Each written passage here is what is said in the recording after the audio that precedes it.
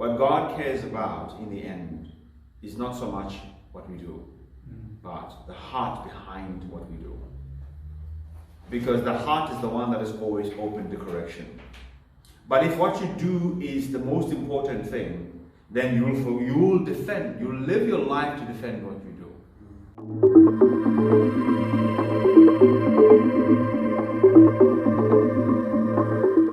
And there are many people who defend the things they do, the things they've done, as opposed to, if it's about the heart behind what you do, then you've listened to, has the heart's intent been achieved? The sad reality is that we are taught what to know, but we are not taught how to know. And when we don't know what to do, we don't know how to know what to do. This is the number one question that I get from most adults. How do I know? Or what must I do? It's two things. What must I do? How do I know if my decision is right? How do I know if I'm marrying the right person? How do I know if I'm making the right business decision? How do I know that I'm not being done in? How do I know it's a scam? How do I know? Because unfortunately, so much of our life, as we're growing up, even as we're older, we are taught and we're told what to do all the time. If what you do is more important than the heart behind what you do, you will live your life to defend what you do and harden your heart to correction. And the challenge a lot of times, whenever we deal with situations, even when we're raising our children, we spend so much of our time condemning the child that we don't want to come out, but we don't do enough to build up the child that we want to grow up. So the child that we want to grow up remains immature. The child that we don't want to come out is battered and abused and bruised. And now you've got an immature, abused, bruised child that is dysfunctional in the future. Because the one that was supposed to be growing was never nurtured. Was never given the space to grow. Because so much of the time was spent beating up and discouraging and restricting the child that shouldn't come out. And what ends up happening is this. Now the child that's supposed to grow and be is fearful because of all the restrictions that you have on this side. And now they're fearful and they're anxious and they don't know how to make decisions. They don't know how to regulate themselves emotionally when they're in these struggles. They don't know what to do when they have not been told what to do. How do you talk to your children when they've done something wrong?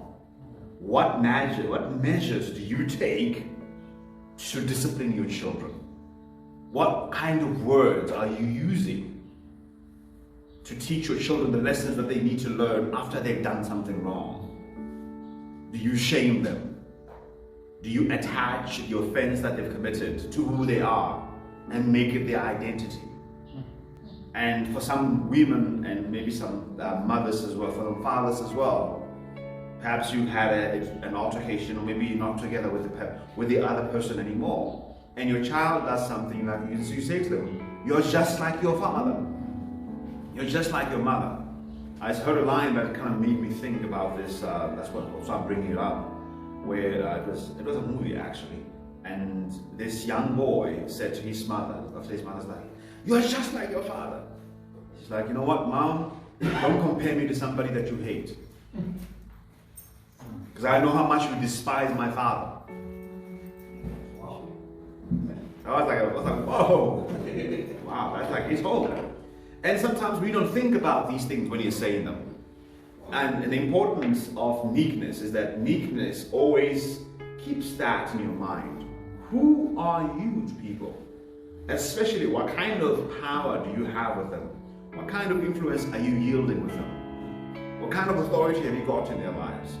And are you aware that so much of that authority, influence, and power is captured in your words, in what you say to them? That in the end, if you're desiring a behavior of change, it is not so much the punishment that works, but it is the building the ability in people to be what they need to be with your words.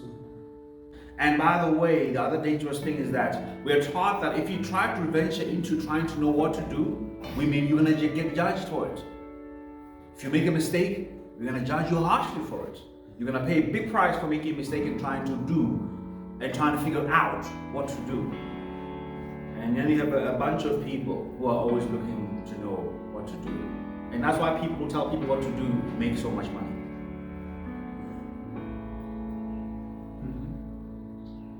So it's a scam.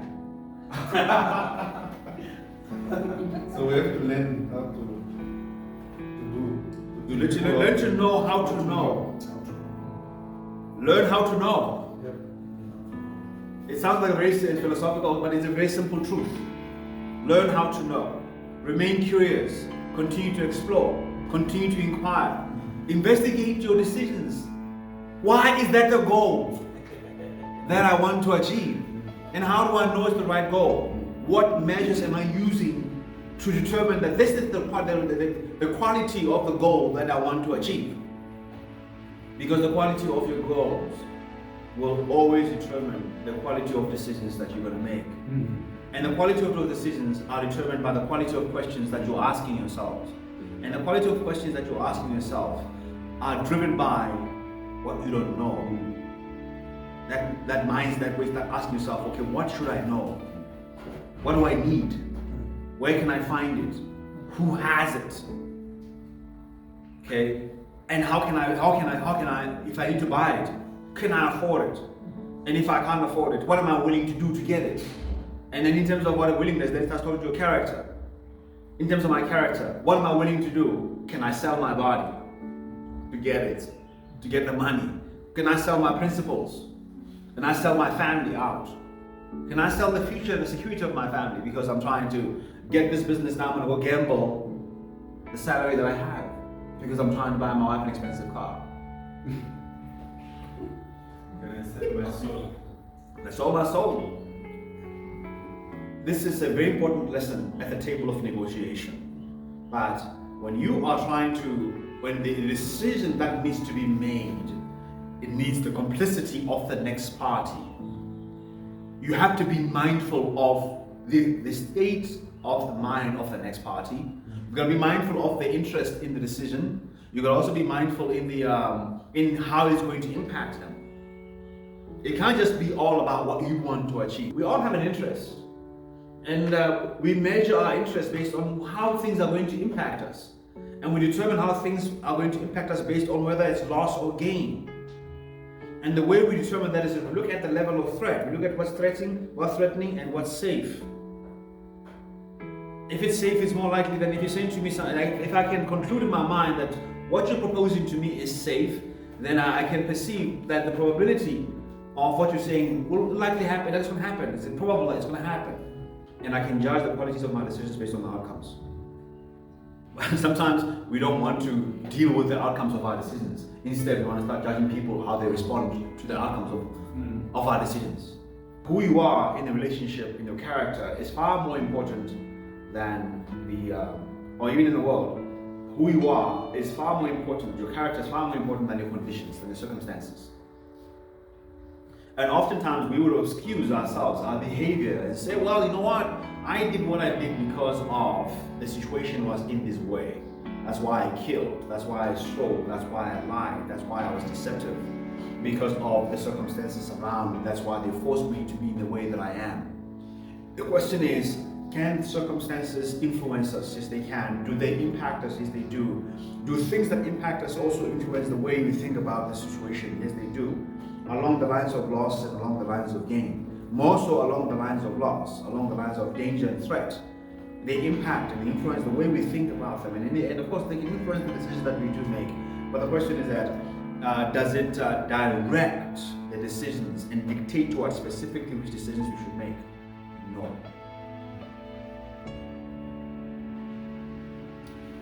Let me rerun that again. Can the circumstances that we're in influence our decisions? Yes, they can. How do they do that? The circumstances impact us. If there's no money, then more likely there'll be hunger, more likely then I won't be able to afford certain things. If there are no opportunities, then I'll have no ability to apply my talents and skills to be able to maybe support myself and support my family. You know, so that impacts me. Like right now in South Africa, many conditions do impact us. And impact, again, we measure it against loss or gain, or we measure it against safety and threat. Whatever is safe oftentimes can lead to gain. Whatever is a threat oftentimes will lead to a loss. So if there's a potential loss because of the circumstance that I find myself in, it's going to determine, influence the decisions that I'm going to make, yes? But it is not going to direct specifically, it won't directly pinpoint to me which decision I'm supposed to make. Even in the diversity of decisions or the various options that I have as far as the decisions I need to make in the situation, I still have to make a choice of which decisions I'm going to make. I still have to decide on the decision. So the circumstance does not leave you with one choice and one choice only. It's only in the case of salvation, where you either choose or you don't choose God. But in many different situations in our lives, we have a bouquet of decisions that we can make, choices that we can choose from. Right? You say, I'm old, I can't start over. Well, but if you don't start over, you are still making a choice not to start over. And that starting over is going to come with certain outcomes. Well, I'm old, I can't find a job. Well, you know, even if you're old, you can't find a job, maybe you can learn a skill and then make something that you can try to sell. You still have a choice to make. Now, is that choice going to immediately meet your situation and change it? Perhaps not in the immediate presence. But long term, it takes longer. But what is the absolute definite that will happen if you don't make that choice? What we know for sure if you make that choice is that the situation doesn't change.